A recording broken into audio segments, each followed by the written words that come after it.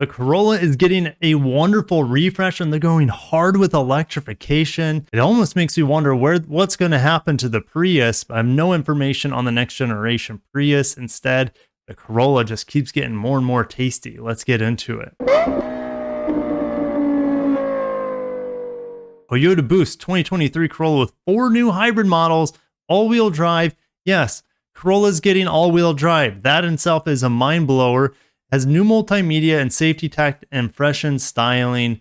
Let's get into this. I mean, these are the new headlights that we've seen on the GR Corolla initially. So now they're just coming on over to the pedestrian Corolla. Not only do we have 4 new hybrid grades and all-wheel drive, all-wheel drive available on this Corolla, the hybrid system has been upgraded with a re-engineered drive motor and lithium-ion battery. So last year when I drove the Corolla hybrid, I was getting like, let's just say 60 miles per gallon. That's just silly. Now with this upgraded system, could you be getting more horsepower, more efficiency? I don't know. They don't tell us a whole lot, but it makes me really excited. Toyota Safety Tech updated to Toyota Safety Sense 3.0. Gotta love that standard blind spot monitor action.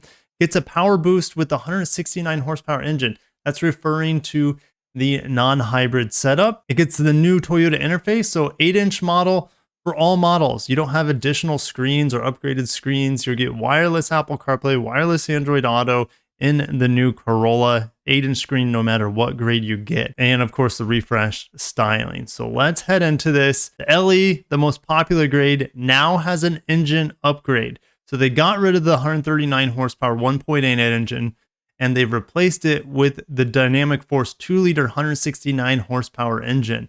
It says it's 2 seconds quicker 0 to 60 than the 1.8 liter. That's like a free upgrade, and it's more fuel efficient, improving on the previous ratings by nearly 2 miles per gallon. So now we're getting about 34 combined just on the base engine with 169 horsepower. That is pretty awesome. They have to remind us that they're so proud of the sales numbers of the Corolla. Sold over 50 million vehicles globally since 1966.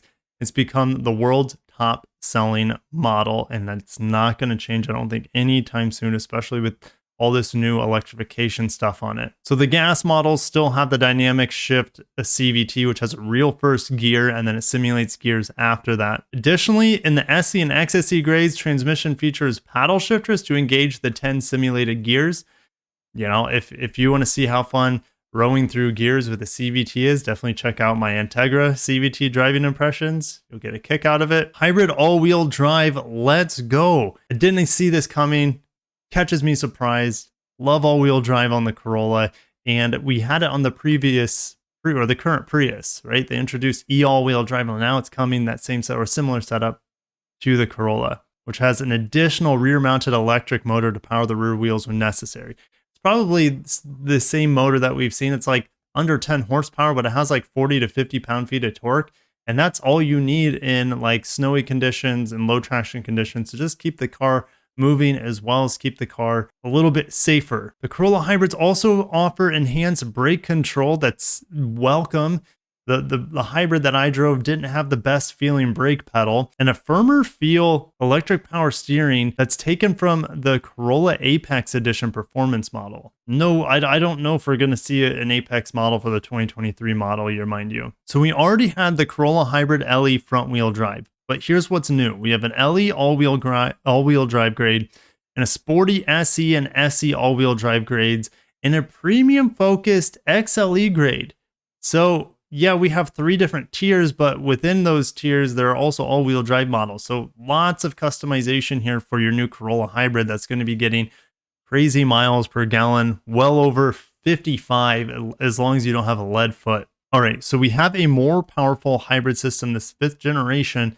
Still use the 1.8 liter Atkinson cycle 4-cylinder gas engine, along with 2 motor generators through planetary type continuously variable transmission. So there's nothing new so far, but here we go. A compact high output low loss drive motor has been newly developed for the transaxle motor, which includes a redesigned magnet and electromagnetic steel plate configuration with 2 additional magnets for increased output. The new hybrid system also includes a newly developed lithium-ion battery that's now located under the rear seat to lower the center of gravity and maximize trunk cargo capacity. They want to let us know that the 23 Corolla Hybrid is the only compact hybrid passenger car available with all-wheel drive. So what's going to happen to the Prius now that the Corolla is doing everything that the Prius was doing and possibly even better in some ways? Makes me wonder. Let's keep reading. Just like we saw earlier, we know where we're getting the new LED daytime running lights. The SE, XSE, and XLE grades also feature redesigned LED headlights. The LE adds an updated rear bumper design, while the sporty SE and XSE get an all-new rear sport diffuser and feature 18-inch gloss graphite colored alloy wheels. Corolla hatchback gets a redesigned front grille with chrome finished accents. Never a fan of chrome finished accents, especially on sporty cars. So maybe I'll reserve my thoughts about it until I see it in person. Of course, it gets revised LED headlights like the GR Corolla, which is a hatchback as well. The rear bumper is updated with a combination of body color and added more chrome finished accents.